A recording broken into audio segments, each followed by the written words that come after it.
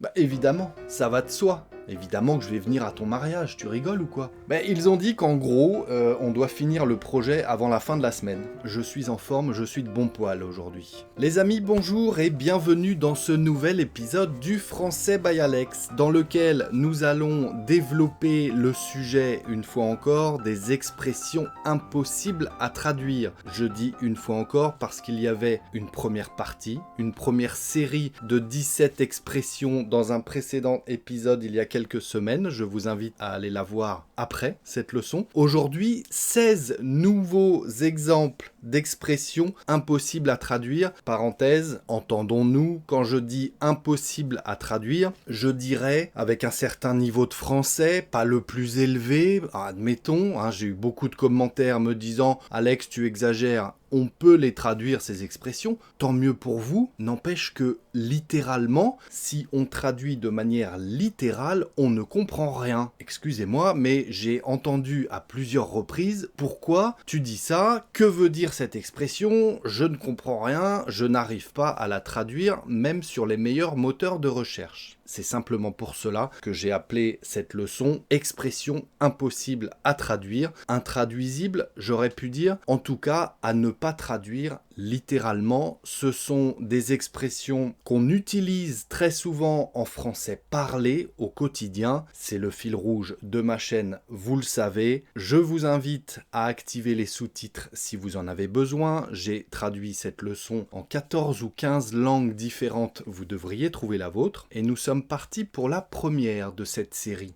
Être de bon poil. Être de bon poil. Qu'est-ce que ça veut dire être de bon poil? Eh bien, ça signifie être de bonne humeur, être joyeux. On dit aussi être de bonne disposition. Ça veut dire éventuellement prêt, apte à écouter certaines choses parce qu'on est de bon poil, on est de bonne humeur, donc on veut bien discuter, on est ouvert à discussion. Exemple. Tiens, salut Paul, dis donc, t'as l'air de bon poil aujourd'hui, t'as l'air en forme, hein? Oh, écoute, j'étais crevé toute la semaine, j'ai trop bien dormi la nuit dernière, oui, je suis en forme, je suis de bon poil aujourd'hui. Je suis de bonne humeur. J'étais peut-être un peu ronchon, un peu de mauvais poil les jours précédents, mais j'ai bien dormi, je suis de bon poil aujourd'hui. Je suis de bonne humeur. Je suis plutôt d'humeur joyeuse. Être de bon poil ou être de mauvais poil, on l'entend très souvent en français parlé. Moi-même, je l'utilise, donc n'hésitez pas, les amis. Deuxième expression du jour, tout compte fait. Tout compte fait. Celle-ci, on pourrait presque la traduire littéralement. Tout compte fait, ça signifie après avoir tout considéré, finalement, ou en tenant compte de tous les éléments en notre connaissance. Eh bien, tout compte fait, blablabla. Après réflexion, on peut dire aussi. Bon, tu vas venir finalement au cinéma samedi soir ou pas? Écoute, tout compte fait, j'ai changé d'avis, je vais vous accompagner. Après réflexion, ça me dit bien d'aller voir ce film. Tout compte fait, je viens avec vous. Finalement, après réflexion, en ayant pris connaissance de tous les éléments de la soirée qui pourraient éventuellement faire pencher la décision d'un côté ou de l'autre, eh bien, tout compte fait, littéralement, après avoir fait tous les comptes, tous les calculs, tout compte fait, j'en arrive à la conclusion que je vous accompagne au cinéma samedi soir. Troisième expression, en gros. En gros, ça signifie globalement, de manière générale, sans entrer dans les détails, globalement, en gros, blablabla. Faut que j'arrête de dire blablabla tout le temps, j'ai remarqué que je le disais très souvent dans mes exemples. Bon alors, qu'est-ce qu'ils ont dit à la réunion ce matin-là? Ils ont dit qu'en gros, on doit finir le projet avant la fin de la semaine. En gros, c'est un peu l'idée principale qui est ressortie de la réunion. En gros, globalement, d'une manière générale, sans rentrer dans les détails, en gros, l'idée de cette réunion, c'est de nous avoir transmis leurs souhaits que nous terminions ce projet d'ici la fin de la semaine. En gros. Et on l'utilise souvent en français parlé, n'hésitez pas, ce n'est pas forcément trop familier, avec modération. Quatrième expression, ça va de soi. On mange un E, ça va de soi. Ça va de soi, on va prononcer ça va de soi. Ça va de soi, ça signifie que quelque chose est évident, naturel, et n'a pas besoin d'être expliqué, puisque ça va de soi. C'est logique. Attends, je réfléchis. Tu viendras au mariage, n'est-ce pas? Évidemment, ça va de soi. Évidemment que je vais venir à ton mariage, tu rigoles ou quoi? Ça va de soi.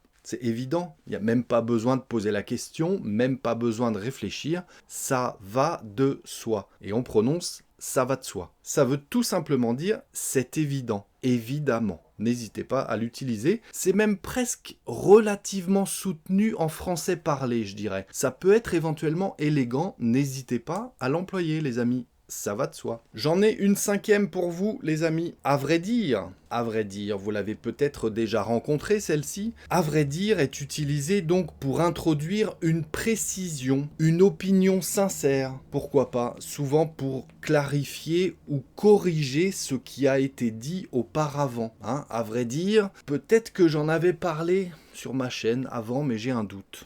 À vrai dire. Bon alors, on est lundi et on est allé au cinéma samedi soir. Bon alors, le film samedi finalement, tu as aimé ou pas? Alors, à vrai dire, je l'ai trouvé un peu ennuyeux ce film. À vrai dire, j'aurais pu rester chez moi à regarder un bon film en streaming, si tu vois ce que je veux dire. À vrai dire. Pour être honnête, c'est mon opinion sincère. À vrai dire. 6e expression, à 2 doigts. À 2 doigts. En fait, c'est la largeur de 2 doigts.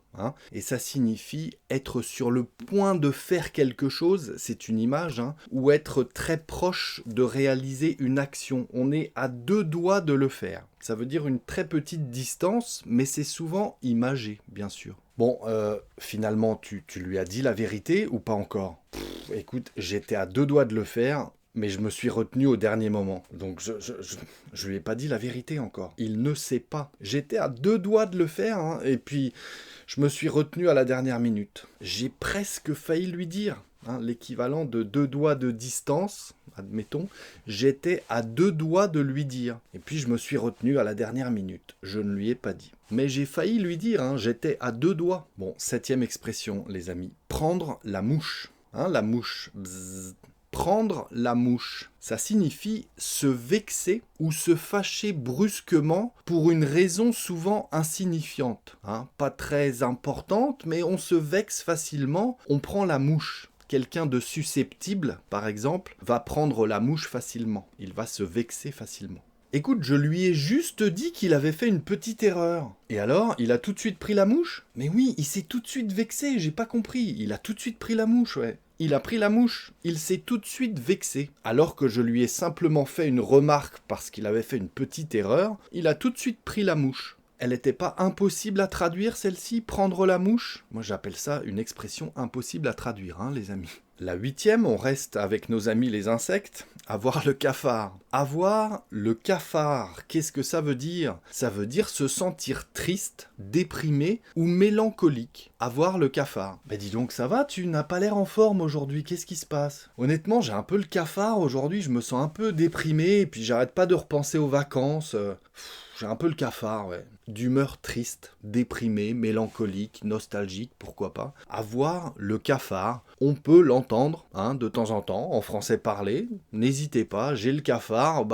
Le lundi matin, quand faut retourner au bureau, on a souvent le cafard, parce qu'on était mieux en week-end, évidemment. Avoir le cafard. La 9e expression, les amis, ça n'a rien à voir. Ça n'a rien à voir. Est-ce qu'elle est simple à traduire cette expression ou pas? Eh bien moi je ne trouve pas. Ça n'a rien à voir, ça signifie que 2 choses ne sont pas liées du tout. Elles n'ont aucun rapport, aucune similarité entre elles, d'accord? Ça n'a rien à voir. Qu'est-ce qui se passe? Tu es en colère à cause de ce que j'ai dit hier, c'est ça? Mais non, mais ça n'a rien à voir, je suis juste un peu fatigué aujourd'hui, c'est tout. Ça n'a rien à voir avec la discussion qu'on a eue hier. Ça n'a rien à voir. Il n'y a aucun rapport entre le fait que je suis fatigué et pas de très bonne humeur, de mauvais poil, on peut dire, et notre discussion d'hier. Il n'y a aucun rapport, aucune liaison entre les deux faits. Ça n'a rien à voir. Ça n'a rien à voir. Mais non, je t'assure, ça n'a rien à voir. On l'entend très souvent aussi, celle-ci.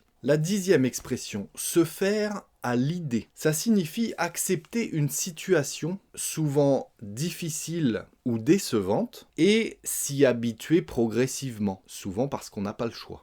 Finalement. Donc se faire à l'idée de quelque chose, ça signifie accepter une situation. Mais alors, tu pars vraiment à l'étranger pour le travail? Ils ne t'ont pas vraiment laissé le choix? Bah oui et non, hein, j'ai eu un petit peu de mal au début avec cette décision. Bien sûr, j'avais le choix au final, mais je commence à me faire à l'idée de partir à l'étranger pour le travail. Pourquoi pas? Je commence à me faire à l'idée. C'est comme ça. Je commence à m'habituer à cette idée. Je n'ai pas forcément choisi. J'étais un petit peu déçu avec ce projet de devoir partir à l'étranger pour le travail. Mais bon, je commence à me faire à l'idée. Attention à la conjugaison, hein, on peut la conjuguer cette expression, mais c'est un verbe pronominal, hein, se faire à l'idée. 11e expression, ça ne fait rien. Ça ne fait rien. On va souvent manger le nœud de la négation, comme je vous avais expliqué il y a relativement longtemps dans cette leçon. On va souvent manger le nœud et ça donnera ça fait rien. Mais on devrait dire ça ne fait rien. Ça ne fait rien. Celle-ci, on pourrait presque la comprendre en traduisant littéralement. Avoir, ça signifie que quelque chose n'a pas d'importance ou ne pose pas de problème. Souvent en réponse à une excuse ou à un désagrément, on dira. Non, mais ça fait rien, c'est pas grave. Écoute, je suis désolé d'arriver en retard, j'ai raté mon bus. Pas de souci, ça ne fait rien. T'inquiète pas, sers-toi un café et on discute. Ça fait rien, c'est pas grave ton retard, t'inquiète. Ça fait rien, c'est pas grave, c'est sans importance. Ça ne fait rien, ça ne fait rien. 12e expression, c'est pas trop tôt. Ah bah, c'est pas trop tôt. C'est pas trop tôt est utilisé pour exprimer un soulagement ou une impatience lorsque quelque chose arrive, enfin, après avoir été attendu relativement longtemps. Eh ben, c'est pas trop tôt. Ça veut dire que c'est tard. C'est pas trop tôt. On l'emploie très souvent en français parlé, celle-ci aussi. Ah, je viens de finir mon projet. Enfin. Eh ben, c'est pas trop tôt. On l'attendait depuis des mois, ton projet. Bravo, mais c'est pas trop tôt, hein. Ça a été long. L'attente a été longue. Eh ben, c'est pas trop tôt. C'est curieux, hein, mais on parle comme ça en français très souvent. C'est une forme d'ironie, hein. C'est pas trop tôt, ça veut dire enfin, depuis le temps qu'on attendait, c'est pas trop tôt. J'en ai une 13e pour vous, pour parler du temps, des espaces-temps. D'ici là, on peut l'entendre, celle-ci aussi. D'ici là, ça signifie d'ici à ce moment-là, hein, de maintenant au moment dans le futur dont je suis en train de parler. C'est pour indiquer en fait le temps restant avant un événement futur, entre maintenant et le début de cette action future, de cet événement futur. D'ici là, ça veut dire cet espace-temps entre l'instant où je suis en train de parler et cet événement futur. Bon, c'est bon, on est prêt pour le concert? On se retrouve sur scène dans une semaine alors. On fait comme ça marche pour moi, et d'ici là, je vais encore m'entraîner à jouer quelques morceaux, mais ok, on se retrouve sur scène dans une semaine. D'ici là, moi je vais encore m'entraîner un petit peu. D'ici là, entre maintenant et le début du concert la semaine prochaine, je vais encore m'entraîner à jouer dans cet espace-temps. D'ici là, je vais continuer à m'entraîner entre maintenant et le début du concert dans une semaine.